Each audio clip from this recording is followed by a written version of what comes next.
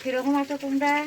আজকে আমি পনির তরকারি রান্ধি আর ডাইলের বড়া সঙ্গে দিয়া খাইয়া দেখবাই, ভালো লাগবো। ঘরেও বানাইও।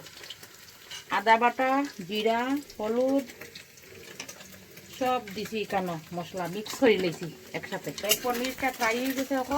এখন আমি পনির উঠাই লেলাম।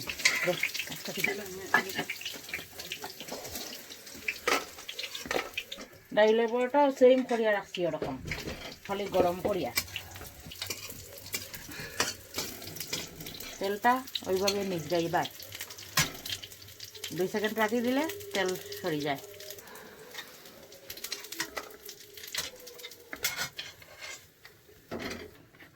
এখন আমি পুরনো পাঁচফোড়ন দিছি,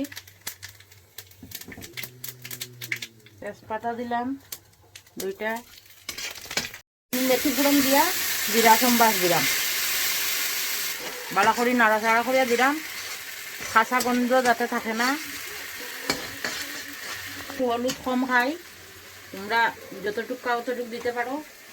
সুপারিটা যে স্বাদ হয়েছে, শুকনা সুপারি আনছিল আজকে আমার ছেলে, খাইছি খুব স্বাদ।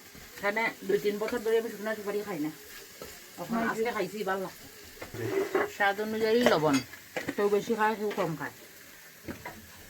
সিদ্ধ আলুটা দিলে কেন, সিদ্ধ করে আলুটা দিলে তরকারিটা ঘন হয়, একটু ফ্রাই করতে লাগে। তো আমি নতুন নতুন চ্যানেল খুলছি, তো আমার একটু তোমরা সবাই মিলিয়ে সাপোর্ট করিও। আমি একটু জল দিছি, একটু ভুল হইলে আমার করিও তোমরা। আমি মশলাটা কম দিচ্ছি, এখানে আমরা গরম মশলা কম খাই, তো এটার লাগে একটু লাইট লাইট খাওয়া। অত মশলা খাই না, বেশি মশলা তেল মশলা খেয়েই খাওয়া ঠিক না। এখন গরম জল দিন একটু, তোমরাও তরকারি বানাও সময় গরম জল দিও, তাড়াতাড়ি তরকারিটা ফুটবো আর তরকারির স্বাদও লাগবো। একটু ঢাকা দিয়ে রাখছি, এখন আমি একটু আলুটা ভাঙ্গিয়া দিয়া একটু তরকারিটা ঘন হইব। এখন আমি পনির আর ডাইলের বড়া ফ্রাই করে রাখছি, এটা আমি ছাড়লাম।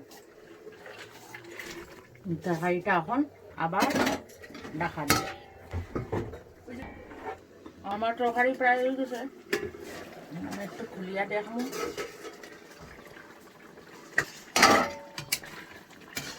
দুই দানা চিনিও দিব, চিনিও একটু টেস্ট হবে চিনি দিলে।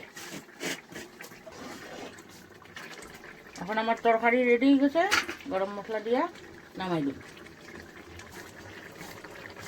বন্ধুরা কমেন্ট করে জানাইবা কীরকম হয়েছে তরকারি।